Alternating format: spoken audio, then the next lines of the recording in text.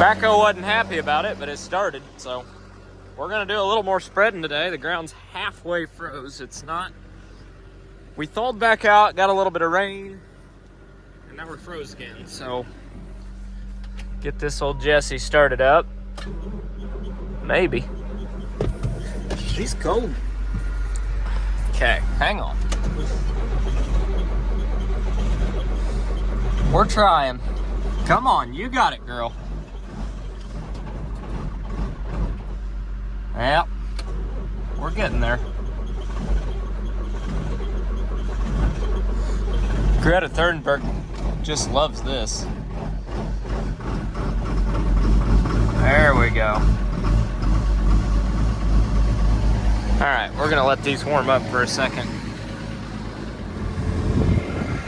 There's the first one for today. I ran the manure spreader back to the farm. I actually had to put fuel in the tractor. And I figured, I forgot my grease gun today, so I figured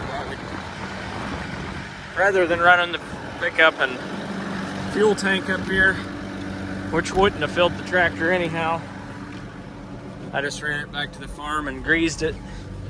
And before I fired it up, I stuck the torpedo heater on the back end because the spreaders had a little bit of manure on them that was frozen, and I just didn't want to tear anything up. So I got it thawed out, greased it, checked oil in the gearboxes, and tightened one of the chains, and just made sure she was in good shape to go today. So 5 minutes of maintenance can save you half a day of downtime. So that's what I did. But it's still fairly frozen. It's thawing out a little bit. The sun's out, and I think it's supposed to get up to like 35 today. So I don't know if I'll be able to spread all day, but we're gonna try it at least. So I don't know, we'll see what happens. Getting something done. Well, it's 2 o'clock and I'm still managing to spread. We got about one more load left here. Then we're gonna go start pulling some litter out of the turkey farm, from the manure barn at the turkey farm itself. I'm not sure how I'm gonna get that loaded out yet. I'll probably have to move the backhoe up there. I would use my skid steer, but it's still broke down, so it's not an option right now. So I don't know, probably just take the backhoe up there. Well, I was really determined to get everything on the last load, or get it in one more load, I should say. So we had a big pile, but I managed to get the whole big pile on the spreader. So we're gonna run up the road and spread a little. It's like 6 acres, I think. And there'll probably be a little bit left in the spreader when I get done with it, but on the way to the next one. We're done here. 120 acres down. 120 acres I don't have to buy fertilizer for next year too, so that's nice with $800 a ton fertilizer. Well, I guess it'll be official now. It's been a long time coming, and it's been in the works for a while, but I'm now a landowner. So I bought out the farm that I've been growing up on my entire life. I was raised right down the road from, and I was able to buy it out. So the older gentleman that helped me get started, he passed away earlier this year. Actually last year, I guess now it's 2022.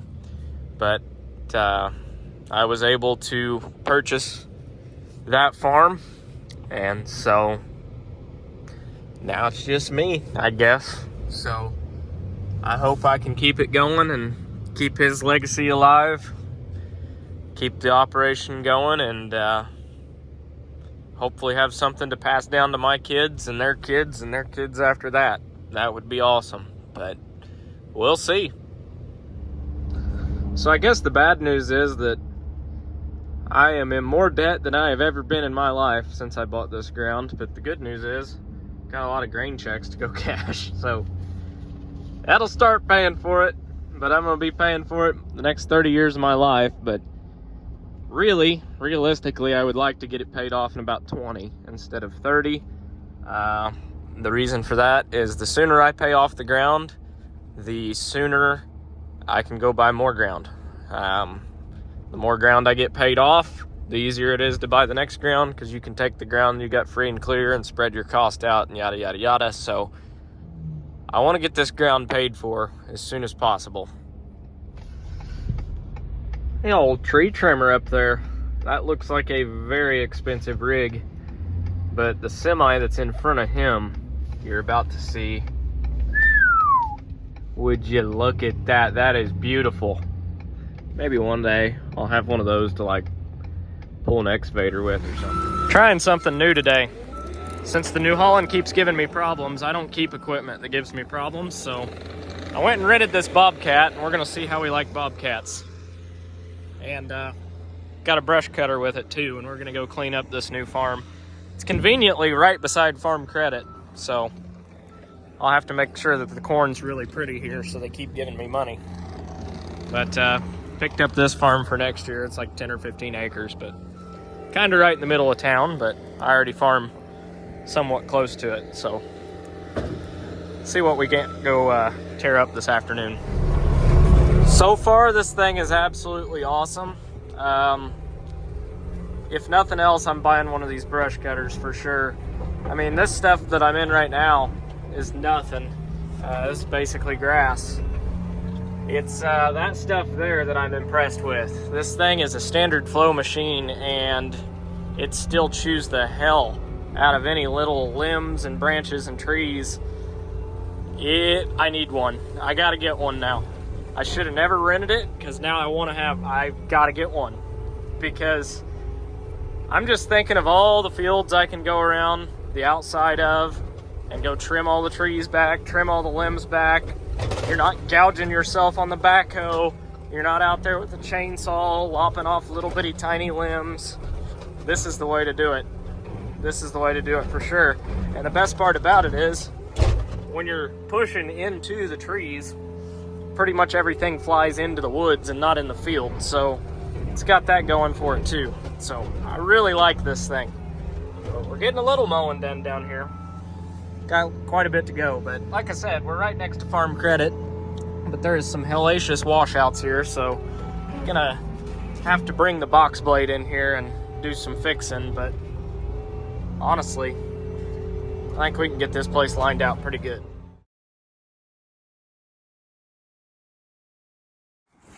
So he's down there playing with it now, but just show you what this thing will do. It ate this stuff up. I mean, it absolutely ate it up. Briars, brush, it does not care. It just goes through it. And I was reaching up, I was shutting the blade off and reaching up there and snapping limbs off with it. And then you get the limbs down to the ground and you chew them up with it and they pretty much disappear. So I'm not saying that I would farm this, but I'll still probably run a disc through here and just kind of chew it up a little bit. But I mean, if you don't stay on this stuff, it just comes further and further out in the field. I mean, I got another, literally that stuff came out to there. So, I mean, I got a good 10, 15 foot all the way down through here, and a lot down there. Probably 3 or 4 more acres down there chewed up. So I don't know if it's worth farming or not, but we'll find out.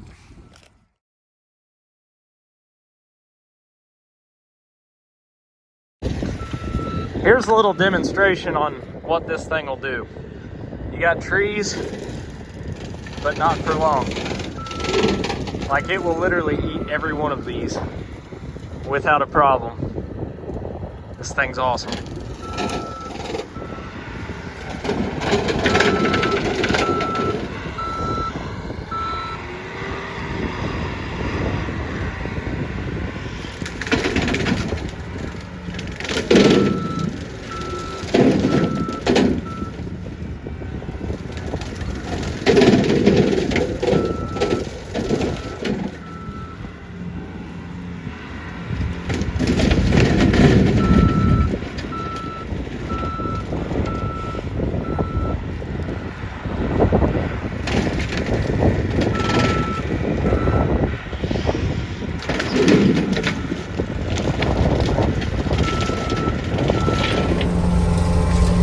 Morning. We're back playing with this toy today, cleaning up some field edges, making things nice and pretty behind the farm here. So any little trees and stuff that are starting to grow, I want them knocked down so they don't end up being big trees. So that's what I'm doing. Decided to rent this thing another day or two.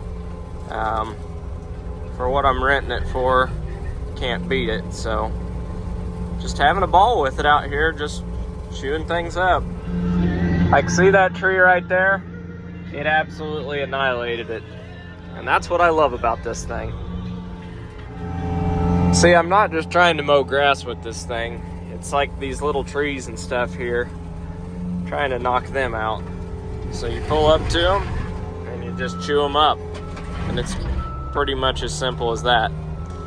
But it'll just, normally what I would always do in the past was come through the backhoe and dig all of them out. But the problem is then you get washouts because you were taking the roots out. With this thing, the roots are still all there. The roots are all still there, so I mean, the ditch is gonna hold a little tighter than it would if you were digging them all out, but you're still knocking them down before they get big and get out of hand, and you just got a mess on your hands down the road, and you're in here with a chainsaw. So I really like this thing a lot, and as many hunters there are around here that want food plots, and people that have CRP that needs managed, and you know, lanes cleared and whatnot, it definitely makes some money with this thing. So I do think if I'm not gonna get the skid steer, I'm at least gonna buy this cutter.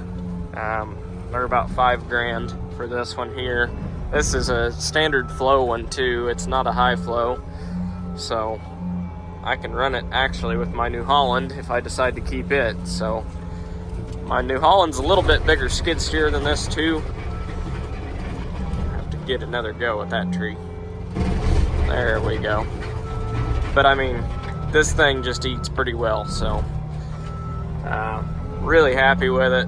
And it just looks better too. I mean, but I'm gaining another, 10, 15 foot around the edges of the fields that I can farm by knocking this stuff back. It's just been overgrown, so hey, if you're figuring that ground's 10 grand an acre or more, honestly around here it's more anymore, but if you're gaining an acre or two here and there, it doesn't take very long that this cutter head has paid for itself and then some. So I don't know, it's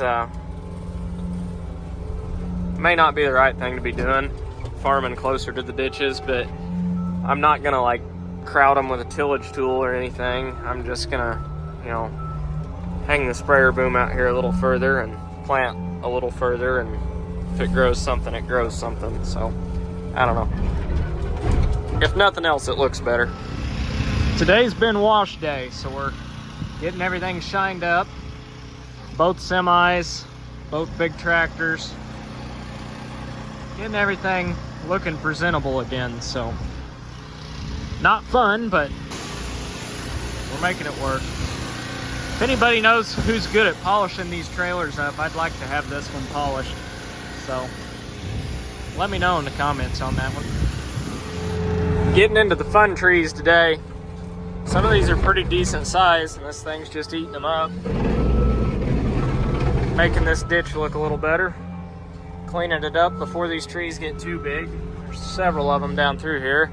There's only about 5 acres here. Actually, I think there's 3 acres here, but regardless, doesn't matter how many acres is here, I still want it to look nice. So most of these trees are just junk trees. A lot of them, I forget what they're called, but they've got the thorns in them, and they get where they like to give you flat tires. So it's better for me to kill them than it is for them to kill my tires. I do not like those things at all. Davies County Tire here, local tire shop. I go through a couple $1,000s a month, it seems like, through them. So if this saves me a few $1,000s in tractor tires, it's well worth my time. And it just looks nicer too, I think. And it appears that I'm getting here right on time because my first tanker load of liquid fertilizer is showing up for the year. So good timing there. Just to close this video out, I'm letting you guys know I will be at the farm show all this week with Gavin Spoor. So if you guys are there and you see me, hit me up, or if you see him, hit him up. I'm gonna get off here, close this video out. Thanks for watching. Climbing up here because one of the lids blew open and there's corn in here and it's supposed to rain. So anyhow, if you see me at the farm show, wave, say hi, come up and talk, whatever.